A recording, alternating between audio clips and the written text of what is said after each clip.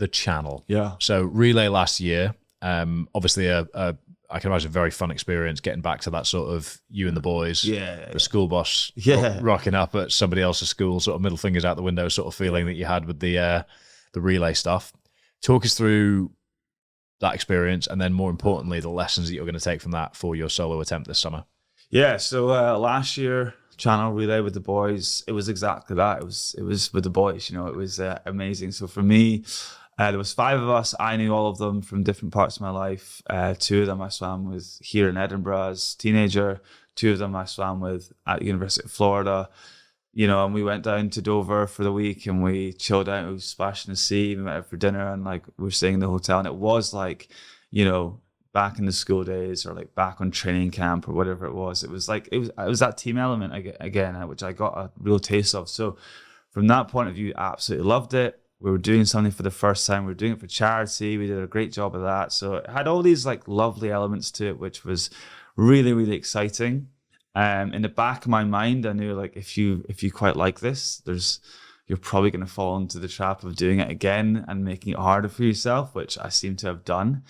But yeah, I basically, we swam the channel relay last year in 10.5 hours with tough conditions. I then basically got essentially a phone call that following week from someone that had a solo space. Because you got to kind of book in windows years in advance. It's very hard to do. And they said, listen, would you want to do it solo in 8 weeks' time? And I said yes. And at the time, it was probably too short notice to actually, because swimming in the relay and swimming solo is very different. The relay, you do 1 hour increments individually.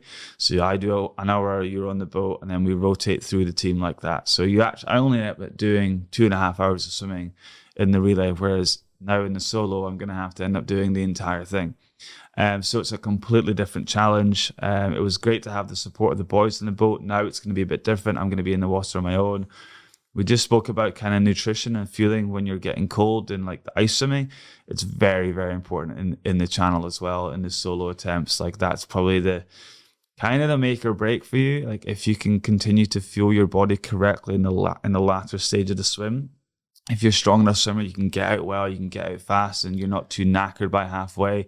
It is then just a case of kind of holding pace and not trying to drop off. So physically, if you're fit enough, you shouldn't drop off. But fuel-wise, nutrition-wise, if you're starting to become depleted and cold, it's going to be really, really hard. So there's a lot I learned from doing it in the relay, which I'm going to carry over to the solo, but it is a completely different challenge.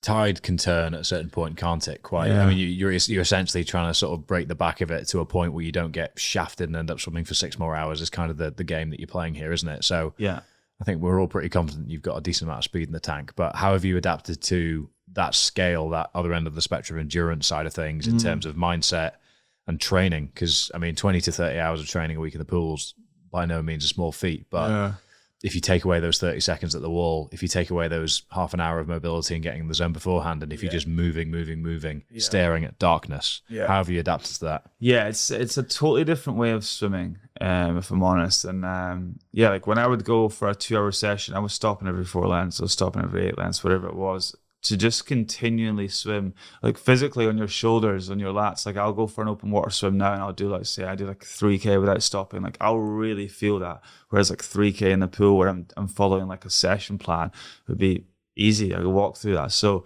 just physically on your body, that is going to be, the channel itself is going to test me in a way I've never been tested physically, because it's just a continuous effort. I'm not an ultra endurance athlete. I was a middle distance sprint specialist in swimming. I now have had a little bit of experience, even not within swimming, but running and cycling, kind of going for longer periods of time without any significant rest. So I've had a bit of experience with that now, and I do like it because you really have to dig deep in here, man. And you know this. I'm talking to the expert in this. You really have to just remind yourself why you're doing it. Find ways to stay focused. I become quite obsessed with my technique in swimming. I think that that's hopefully going to become an advantage to me. And I hear you speak about it as well. Especially when you're trying to make sure you're not get injured or not fatiguing anyway. You're really thinking about your cadence, your steps, whatever it is you're doing sport wise. So for swimming, I understand when I when I connect with the water well, and I understand when I don't connect with the water well. So it's like every stroke, just trying to feel that pattern, that repetition, and kind of become obsessed with it in a way. It's going to keep your mind off it, because sometimes if my mind wanders when I'm swimming, I'll become disorientated, I'll become defocused, I'll become demotivated, I'll maybe start to think about the cold a bit more.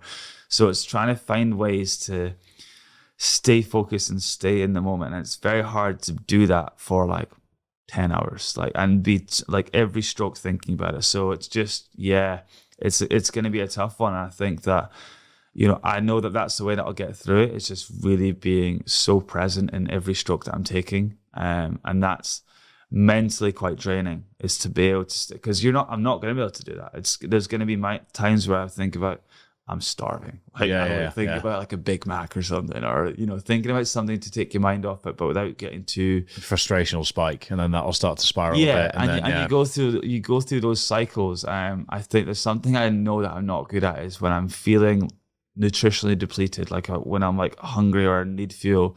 So having a really strong nutritional plan for when I'm in the water, which I have, working with a great coach who's taken hundreds of swimmers across, is having a really good plan around that, so that I don't feel frustrated or don't feel like I'm really suffering in there. I'm fine with it being hard. I love hard. I've mentioned that before. I'm fine with my body starting to hurt and tire, and I can push through that.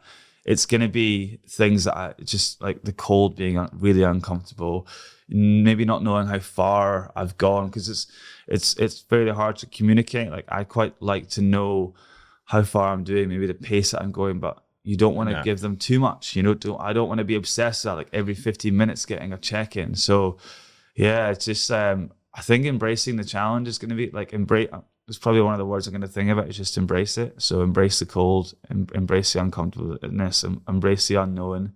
So as much as I can prepare for that, it is going to be a lot of new on the day. It's fascinating.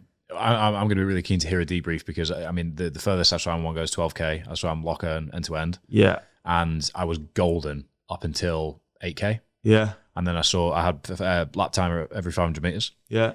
And they were all under 10. So I was like, okay, everything under 2 minutes per 100, spot on, great. And then I think it was 7.5 to 8K was 12 minutes 30. I was like, oh, GPS must be off. Yeah. And then the next one was 12:45. I was like, oh. Yeah. I was like, okay, right, one more. And I got to 9. I was like, oh, fucking hell, this is consistent now. This must actually be reality. Yeah. So I got on the boat just to get some food on. And I was like, Johnny, do I look like I'm falling apart? Because I couldn't really feel that my technique was falling apart. And then once I got back in after having a bit of food, I kind of just felt sluggish. Everything felt a little bit, I felt less stable in the water. I felt like I was fighting to stay afloat a bit more. Yeah. And like you were saying, I wanted my mind to wander just so I could get into a rhythm and keep moving forwards. But if I let my mind wander at all, then I got even more splashy and flaily and slower. Yeah. And that was then feeding the frustration. So I was in this really weird place for the next 2.5K. Yeah. Where I was just really trying to stay focused and calm. But what was interesting was it was like that. It was you're good, you're smooth, same pace, it's gone. Yeah. So it's if you get to that point in the channel, is how long can you tolerate that bullshit for? Yeah. Is kind of the and that's what I'll be really excited to hear about, because I want to swim the channel at some point. I'd love to swim the Irish Channel as well. Yeah. I think that. So it's just that it's death by 1,000 cuts rather than getting punched square in the face really hard, I guess. Yeah. It is that, and I think that there's what's nice about the channel.